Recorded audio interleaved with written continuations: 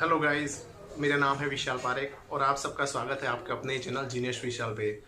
तो जैसे कि आप सब जानते हैं कि ये मेरे चैनल का पहला वीडियो है, तो मैं आपको अपने चैनल के बारे में थोड़ी सी जानकारी दे देता हूँ। मेरे इस चैनल पे आपको साइंस के रिलेटेड अलग अलग जानकारी मिलेगी, टेक्नोलॉजी से रिलेटेड जानकारी मिलेगी, ऐसे रहस्य जो आप कभी नहीं जानते होंगे या फिर आपने कभी सुना नहीं होगा, ऐसे जानकारी जिससे जान के आप दंग रह जाएंगे। दुनिया में अलग अलग तरह की जो चीज़ें चल रही है, दुनिया की जो न्यूज़, खबरें, reviews, movies, etcetera etcetera etcetera, ultimately हमारा एक ही गोल है कि आप जीनियस बने।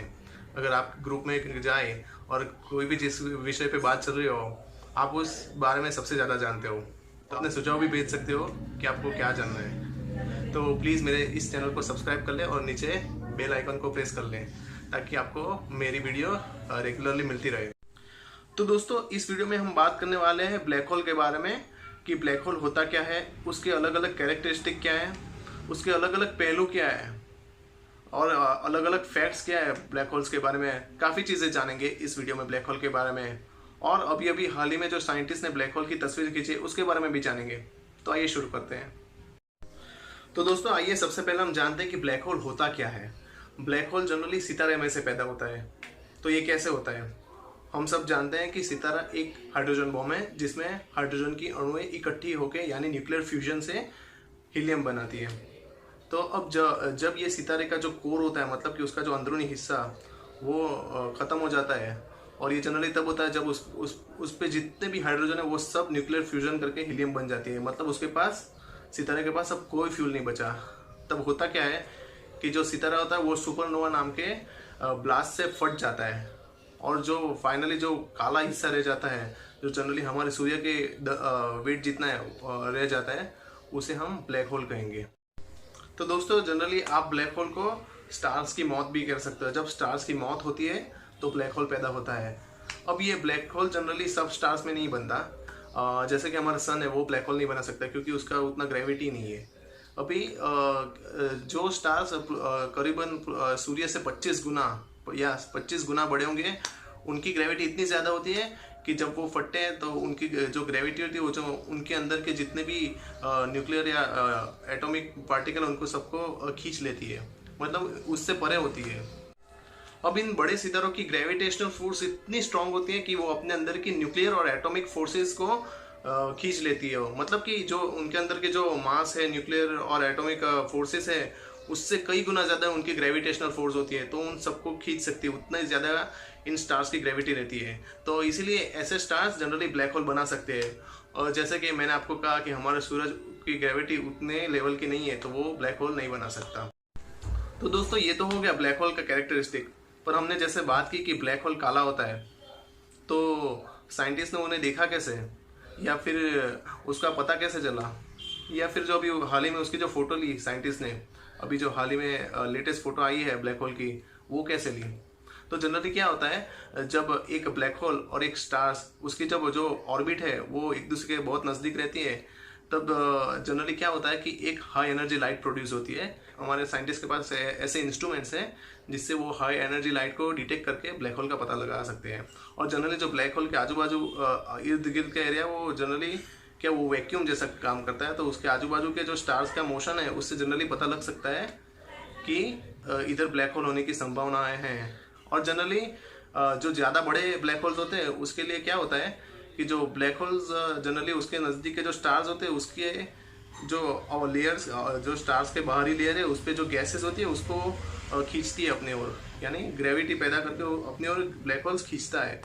तो ये गैसेस ब्लैक होल के आजू बाजू लेयर बना लेता है, और जब वो ब्लैक होल से टकराता है तो जनरली एक्सरे जनरेट होता है। और नासा के पास ऐसे टेलीस्कोप्स हैं जो एक्सरे फोटो ले सकते हैं, तो इससे ब्लैक होल का पता लग सकता है।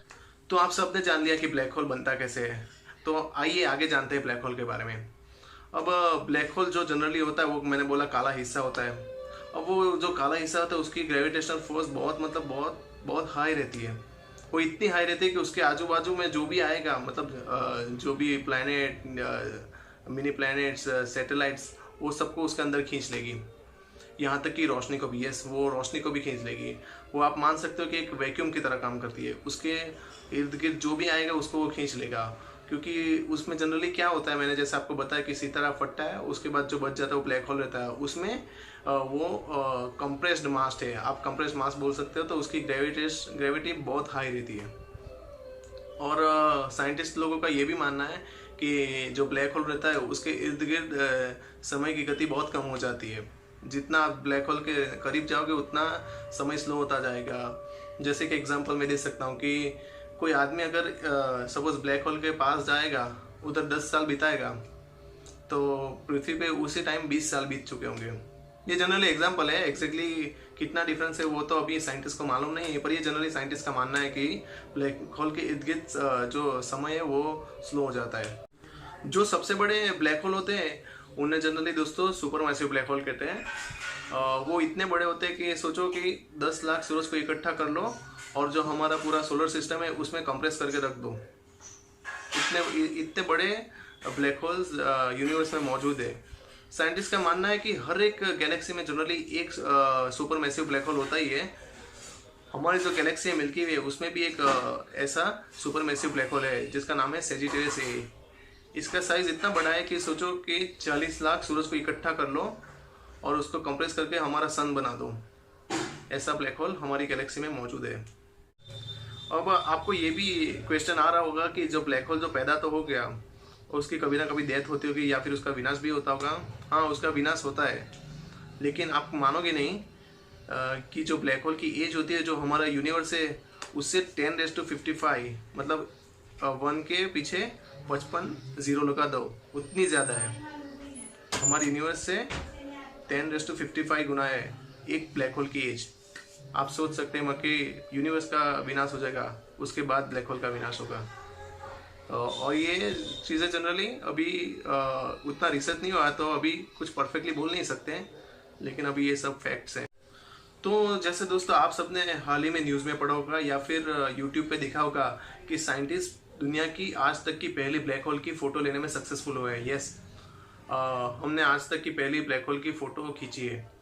तो आइए इस बारे में जानते हैं कि इसके अलग अलग पहलू क्या है। तो जनरली ये जो फ़ोटो ली गई है वो EST टेलीस्कोप से ली गई है, जो दुनिया के अलग अलग 8 जगहों पे सेट किए थे। उन सब के डेटा को मिला के ये तस्वीर खींची गई है।